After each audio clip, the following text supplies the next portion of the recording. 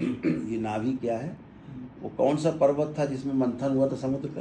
वो मेरु पर्वत। हाँ ठीक, सुमेरु। क्या बोल रहे हैं? सुमेरु पर्वत। सुमेरु। नाभि क्या है? सुमेरु। सुमेरु पर्वत।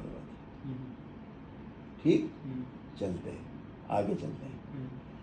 नाभि है सुमेरु पर्वत, ये नीचे अपान, ऊपर प्राण, ये देवता लगे हैं इस तरफ, और इधर दैत्य लगे हैं नीचे गंदगी में, नीचे तक दोनों तरफ से रस्सा खींची खाची हो रही है। इधर की वायु इधर, ये इस पे प्रहार कर रही है, वो उस पे प्रहार कर रही है। मंथन चल रहा है नाभि के पास, यही समुद्र मंथन है। ये नाभि चल रही है, विचारों का मंथन, वायु उसी अनुसार चल रही है, टक्कर मार रही है। जो भारी पड़ जाएगा वही जो है अमृत पाएगा। तो नाभि में अमृत, अमृत अभी देखिए 14 रत्न निकलते हैं, तो ये टक्कर मार रही है। तो सुमेरु का काम क्या है? बैलेंस करना।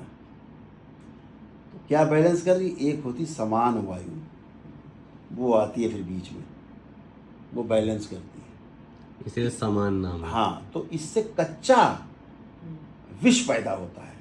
इस मंथन से, प्राण वायु के अपान वायु के टकराव से जहर पैदा होता है। अगर ये जहर ऊपर चढ़ा तो ये धारण करने का स्थान नीलकंठ का है। ठीक, ऊपर न चढ़ने पाए ब्रेन में, तो न चढ़ने पाए तो कौन आएगा? समान वायु। ठीक, समान वायु आई कि नहीं, ऊपर नहीं चढ़ने देना है, इसको बदल देना है अमृत में। जो जहर है, इस जहर का सदुपयोग करना है, अमृत की तरह इसका पान करना है। तो वो समान वायु करती है ये काम को, व्यान उसको पूरे शरीर में व्याप्त कर देती है। ठीक है, तो ये जो समुद्र मंथन है, ये नाभि हमारी जो है जरा सी हटती है तो पूरा दिन भर खराब हो जाता है। या तो चालू हो जाएगा पेट आपका, या भूखने लगेगी, या खाना अच्छा नहीं लगेगा, पचेगा नहीं, मन खराब रहेगा आपका। जब भी नाभि उखड़ जाए, देखिए आप कैसा हो जाता है। वो संतुलन है, सुमेरु पर्वत है। तो क्या चीज़ अच्छी हुई कि हमारे जब भाव विचार अच्छे होते हैं, हमारा जब मस्तिष्क अच्छा होता है, ये देव स्थान है, ब्रह्म है, तो जब ये हमारा अच्छा होता है तो इसकी जीत होती है, इसकी। और अगर ये गड़बड़ हो गया तो फिर विषय विष भेजेगा, वो सब ऊपर चढ़ेगा विष। आपकी समान वायु हट गई तो विष आपका ऊपर चढ़ेगा, और विष चढ़ने का मतलब है शरीर में बॉडी कैंसरस हो जाएगी, कैंसर व्याप्त हो जाएगा। और अगर आपकी समान वायु ठीक है, आपका कच्चा जो विष है ऊपर नहीं चढ़ पाया, नीचे से ही निकल गया मल और मूत्र पसीने से, ब्रीदिंग से, तो हरी है, फिर आप अच्छे हैं। तो इसलिए मस्तिष्क का अच्छा होना बहुत जरूरी है, देव स्थान है। ठीक है, इसीलिए इधर शेष नाग है।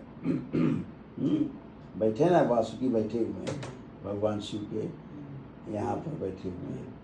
वो जहर से ही जो है जहर संचालित कर रहा है, जहर में उनको आनंद है ना, गले में लिपटे हुए हैं, क्योंकि वो ठंडक प्रदान कर रहे हैं।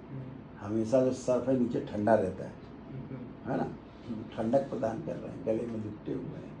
तो प्रतीकात्मक है सारा जो लिखा गया, इस पर बहुत लंबा है ये।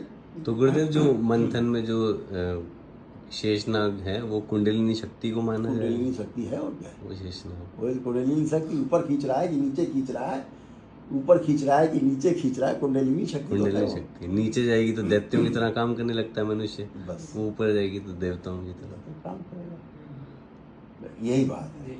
तो देव स्मृतियाँ और दैत्य स्मृतियाँ, अच्छे भाव विचार, बुरे भाव विचार, सकारात्मक या नकारात्मक। सकारात्मक देव स्मृति है, नकारात्मक दैत्य स्मृति है, इन दोनों का मंथन है। तो ज़्यादा जो भारी पड़ जाता है उससे फिर विष उत्पन्न होता है, विष से स्वेलिंग उत्पन्न होती है मस्तिष्क में, स्वेलिंग से फिर ट्यूमर बनने लगते हैं धीरे धीरे, रक्त और ऑक्सीजन की सप्लाई कम होने लगती है ब्रेन में, फिर वहाँ ट्यूमर बनने लगते हैं। क्योंकि रक्त में जो हीमो होता है, हीमो का काम होता है जहाँ पर खून की सप्लाई हुई है वहाँ पर जा कर के वो रक्त ने अपना काम किया आखिरी लास्ट ब्लड वेसल्स तक, और वहाँ पर चीज़ों को, ऊर्जा को जलाया, ऑक्सीजन भी साथ में गई तो चीज़ों को जलाया, वहाँ कार्बन जो बना ऊर्जा बनी, ऊर्जा कंज्यूम हो गई, जो कार्बन बना तो फिर से रक्त जाता है, उस कार्बन को अपने में समेट के लाता है और फिर इससे निकालता है, उसको हम बोलते हैं कार्बन डाइऑक्साइड।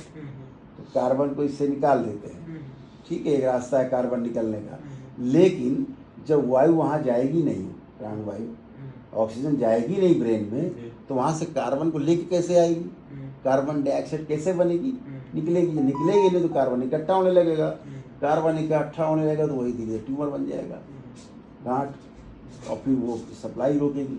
फिर ब्रेन कहेगा कि भैया अवरोध हो रहा है यहाँ पर, तो खोलने का प्रयास करेगा, खोलने में ब्रेन ट्यूमर फट जाएगा, ट्यूमर फटा, बोले क्लॉटिंग हो गई, बोले क्लॉट आया, हार्ट फंस गया, बोले हार्ट अटैक हो गया, फंस गया, बोले लकवा मार गया। ये है, तो ब्रेन को ठीक रखना है, ये ठीक तो ये सब ठीक, ये नहीं ठीक तो कुछ भी नहीं ठीक, समझ रहे ना। इसलिए स्थूल रूप में इसको ठीक रखना है। प्राण जैसे हमेशा ठीक बच्चों का ठीक है, और अपना प्राणायाम और सब कर रहे हैं, आसन प्राणायाम कर रहे हैं, उससे उनका ठीक रहता है, बना रहता है। लेकिन अब गड़बड़ हो गया है तो अब ये औषधि से ठीक होगा। और संसार में ऐसी कोई औषधि आज तक नहीं बनी है जो ब्रेन की स्वेलिंग को दूर कर दे, ना खाने वाली ना लगाने वाली।